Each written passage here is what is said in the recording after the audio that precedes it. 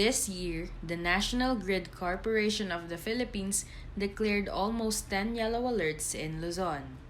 This is because operating reserves dropped below the required contingency level from our energy resource in a coal-fired power plant in Suwal, Pangasinan. In April 11, 2019, a red alert was placed for the first time that led to rotating brownouts and power interruptions all over Luzon despite the reassurance of the Department of Energy that there are sufficient reserves throughout the dry season. It is evident that the ongoing energy crisis has worsened over time in our country due to mismanagement and lack of resources. This crisis resulted to frequent increase in electricity bills and has affected our economy growth over time. Because of the new technology and innovations nowadays, we have created different ways to get energy from other resources such as solar energy, which uses solar panels to harvest energy, geothermal energy, which uses the heat from the Earth's surface, hydroelectric energy that harnesses the power of water in motion, and many more alternatives for our gradually disappearing natural resource. One of the lesser-known alternatives for energy production is biomass energy. But first, what is biomass? How do we get energy from it? As an agricultural country, is this sustainable for us to use? For us to know more about biomass energy production in the Philippines, we went to the Department of Science and Technology Bicutan Taguig City branch to interview Engineer Apollo Victor O. Bawagan of the Chemical and Energy Division. Before we used to call it as agri-waste, but we now call it as a biomass resource because most of this, and actually all of the biomass resource can be used as alternative fuel. It can be used for agricultural production like fertilizers. So mostly they're being used right now. So with biotech, the introduction of biotechnology in the say processing of this biomass for agricultural production. We do have now a new technology on biotechnology for biomass energy, but that is not yet being realized here in the country. Although advanced countries are already using this biomass for using biotech for energy. We call that biorefineries. We don't have yet the biorefineries here in the Philippines, but in other countries, the one we visited in Netherlands, they already have these biorefineries. In trichoderma, if you heard of trichoderma, it's being used to accelerate the fertilizer production, yung composting ng biomass to be used for agricultural purposes. So yun yung connect niya. Mostly for fertilizers pa lang, agricultural pa lang. Where do most of our agricultural waste go? As mentioned earlier, most of the waste are actually used as compost. Kasi ban na yung burning ng biomass. Some, they end up as in landfills, no? Because there's too much. So they're just thrown away, most of it. So a little bit, right now, we have an increase in biomass for energy because there are now power plants and some are using it for cogeneration. Cogeneration meaning for steam production. So steam for process, steam for energy. So it's a cogeneration facility. Marami na po yan yung cogeneration using biomass. When you say cogeneration, you burn the biomass. No? You produce steam, then the steam is used in power. Either you use it for steam turbine or you use it for heating, thermal heating. Sabihin, gagamitin mo siya as fuel sa mga boilers. No? So that it's now used as thermal heating applications. And then yung ibang excess steam, we can use it for the production facility. So, procedure kasi niyan, dapat correct lang yung air to fuel ratio para optimum siya. Meron kasi yung ding tinatawag na steam to fuel ratio. For biomass, it's around kung di ako nagkakamali, nasa 14 kilograms of steam per kilogram of biomass fuel. Maraming factors to consider, no? It's not just the air to fuel ratio. Moisture content is very important because the biomass resources has a high moisture content. So, ang tendency, there's more energy lost in the drying process.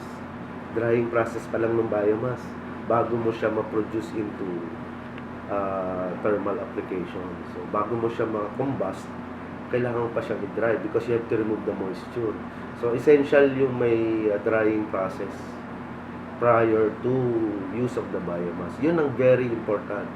So, mayroon kang pre-treatment na ginagawa. So, sa mga cogeneration facilities, what they do, kasi mahal yung pre-treatment, yung drying. So, they buy it from the farmers, from the traders, kung sino. Normally, ang nagsusupply, like rice mills. No? Rice mills, they supply the rice hull. Yun yung biomass mo, yung rice hull. So, what the cogeneration facility does, they buy it at a certain moisture content. If the moisture content is higher than their standard moisture content, binabawas nila sa presyo yun. So, meron silang, say, ang rice hull kasi, pag dry na siya, that's 10%. No? So, normally, when you harvest rice, paddy, or yung palay, it's at 14% moisture. So, may additional 4%.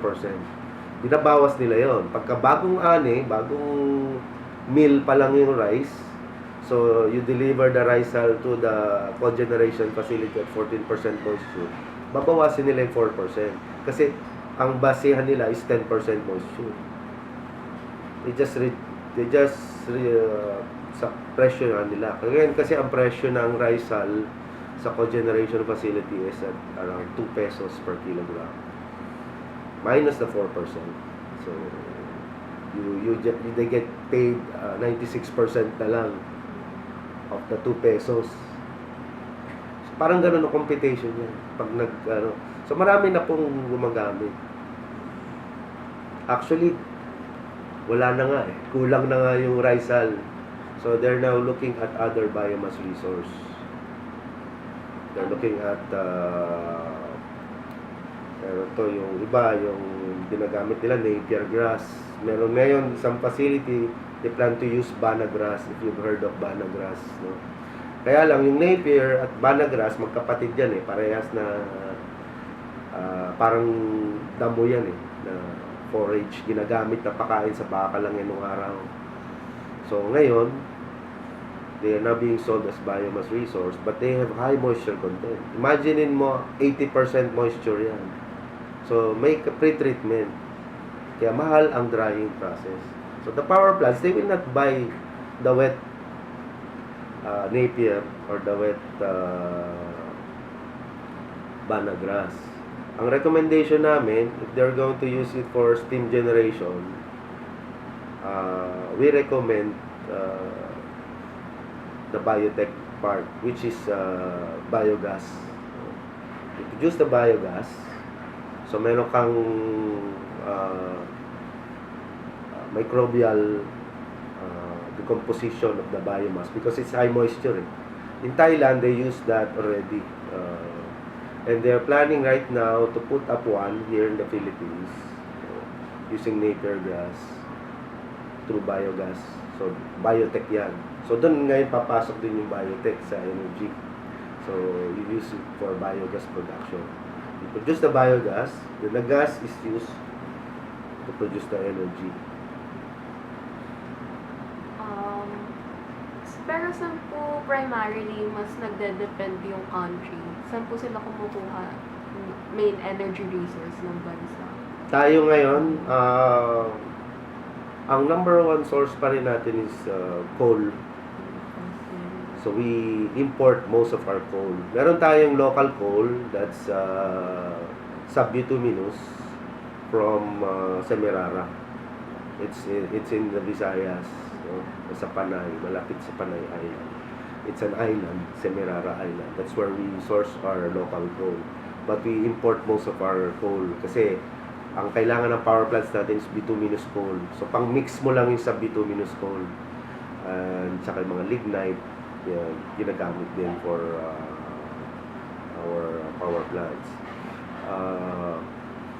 We are now increasing our renewable energy resource. Right now, we are operating at around 30% renewable. So, yung 70%, yan yung non-renewable mo.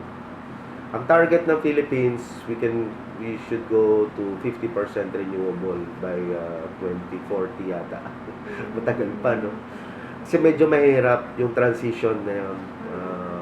Pero slowly, no? We're going that way. Kasi ang renewable naman natin, pinakamalaki is hydro. So Mindanao is majority of the renewable is in Mindanao because of the hydropower plants, no? Sa Mindanao, no? We have how many hydropower plants there? Here sa Luzon, we have only a few hydropower plants. Meron din tayong geothermal, no? The Philippines is the highest geothermal energy producing country in the world. Number 1 tayo sa geothermal. Pinakamarami natin geothermal is in Leyte and dito sa Bicol meron tayo PGI, and then dito sa Macban geothermal sa yung between Makiling, Banahaw. Biomass, maliit pa yung component ng biomass sa ating renewable energy mix. Pero ano pong tingin yung pinaka-efficient among those renewable? Solar. So, solar is pala, hindi pala pinaka-efficient. Less siya sa efficiency. Pero, pinaka-mura ang solar, no? Compared dun sa others. So, yung in terms of meron kasi tayo tinatawag ngayon sa renewable energy na FIT, no? Yung feed-in tariff. The feed-in tariff dictates how much will be paid for the renewable energy coming into the grid. So, kaya pinakamataas ang feed-in tariff natin doon sa medyo mahal ang investment. Like hydro, mahal ang investment kasi kailangan pa ng dam and then all the then geothermal also, medyo mataas-taas yung feed-in tariff niya. Biomass, pinakamababang feed-in tariff is yung solar and wind. So biomass, maliit pa ang share nga. Kasi nga, unang-una, we don't have that much biomass din. Essentially because we don't have a lot of land area. Maliit lang ang land area ng Philippines compared to other countries. We go to Europe, China, US, ang laki ng area nila, ng lupa nila, di ba? So, mas marami silang biomass din. Tayo konti lang. Kaya nga, very specific lang. Kung saan maraming biomass resource, doon ka lang pwede mag-install ng isang biomass facility. Either it's a power plant or a cogeneration facility. So, kailangan magkaroon muna ng biomass resource assessment for each specific location. Ngayon kasi, pinakamalaki nating potential for biomass is Mindanao. So, they were looking at the possible use of biomass from palm. Kasi meron na tayong malalaking palm oil plantation sa Mindanao and it's increasing. Yung mga coconut plantations natin, hindi pa. So, umuunti yung biomass resource natin. Yung ibang mga lupa pa dito sa Luzon, ginagawa pang subdivision. So, how can you put up a biomass power plant or cogeneration facility sa Luzon kung puro subdivision na yun? Wala. So, kailangan specific siya. In fact, kami, we already stopped our biomass research, energy research. So, pwede yung sa biorefinery. We can go into biorefineries, no? Because that's high value. It's not really for energy. It's more of the special, special oils, special applications. It's not just for energy application. The biorefineries can produce acids, which can be used for production, which can be used for other applications other than energy. Biorefinery lang ang tawag doon, pero they produce other oils, no? Synthetic oils can be replaced by these bio oils, no? So bioacids, no? So yun yung mga pinag-aaralan nila sa Europe ngayon, eh. And then we're planning to do that. So our environmental biotech division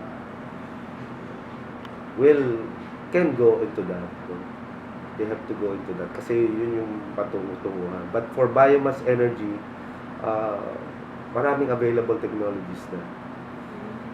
So andyan yung biogas, andyan yung mga gasification. Now, we have set up a small biomass gasification facility sa Negros using sugarcane bagas. Meron yung isang JUSCOVA facility. So, it's a 100 kilowatt biomass gasification facility. It's fluidized bed gasification facility. So, yun yung mga ginagawa namin. So, mga ganun, maliliit lang applications. If you use the biomass, it's not being used for other purposes other than fertilizer, no? Kung talagang tapon na talaga siya, no? Excess talaga, then that's the one that you can use really as alternative fuel. Kasi mas mahalaga pa rin gamitin mo siya balik mo sa lupa. You enrich again the soil, no? So there's a better sustainability. Kasi para, diba, mas matipid ang pag-produce mo ng biomass mo. Kasi babalik mo ulit sa soil yung waste, agri-waste. So, kasi kung binalik mo siya sa soil, in-enrich mo lang yung risal, organic fertilizer, baka mas maganda pa in the long run. Diba? Mas sustainable pa yung ating mga rice fields. Diba? That's why we import more rice, because we produce less rice. Anyway, promising naman yung biomass for small applications, no? Because andyan naman lang siya. Pero once it becomes bigger, mga megawatt na, kailangan you have to think twice. Kasi baka hindi masustain yung operation ng power plant. Because eventually the biomass will run out. And you have no more fuel to run your power plant. So you will be operating at partial loading, which is not sustainable, no? Which is not feasible. So you have to look at it at the point of view ng sustainability. So siguro kung mga kilowatt lang yung capacity, mas okay yan. Mas pabor ako sa ganong capacity lang ng isang biomass facility. Kaya kailangan tingnan mo rin kasi yung energy efficiency, yung operation mo sa isang facility. Marami dito, no? If you go to all cement plants are using biomass, no? Right now. Ang ceramics, si Mariwasa, no? Mariwasa Siam Ceramics, yung nasa Santo Tomas, Batangas. Tinulungan ko rin yun sila to set up the risal, it's a risal gasification facility. Then meron din tayong mga steam power generation facilities. Marami na kami natulungan, maliliit na SMEs that are using biomass for their production facility. Sa mga boilers nila, to produce steam. Pero yung steam, ginagamit nila sa process. Pagluluto ng mga produkto nila. So, marami yan. Gumagawa ng papel, gumagawa ng mga fruit preserves, yung nag-export. So, marami na silang ginagawa ngayon using biomass. At marami pa kami matutulungan. The Philippines is one of the world's top users of geothermal energy resource. In fact, it is the largest producer of geothermal power in all of Asia Pacific. The Philippines is situated in the western flank of the Circum-Pacific Ring of Fire, where numerous active and dormant volcanoes can be found. Under these volcanic centers lie vast geothermal resources. It is the same Ring of Fire which has made Japan, Indonesia, New Zealand, and the United States major players in the geothermal industry. Due to the complicated and costly process of converting biomass energy, the government has not continued their research and projects on this. Another perspective to look upon why biomass energy is not promoted is because of the many land areas converted into subdivisions. There is an overpopulation in Luzon, and because of that, open land areas or agricultural lands are often used for commercial use. Most of the plants for biomass energy can be found in Visayas and most especially in Mindanao. Our traditional energy sources of fossil fuels are already depleting as we overuse it in our daily lives. Our researchers are finding alternatives and solutions to meet our needs to supply energy in our gadgets and appliances. Although we must not be complacent, we must do our part to reduce our use of energy. One day, we will run out of resources and we won't have any more alternatives. So keep in mind to be responsible users.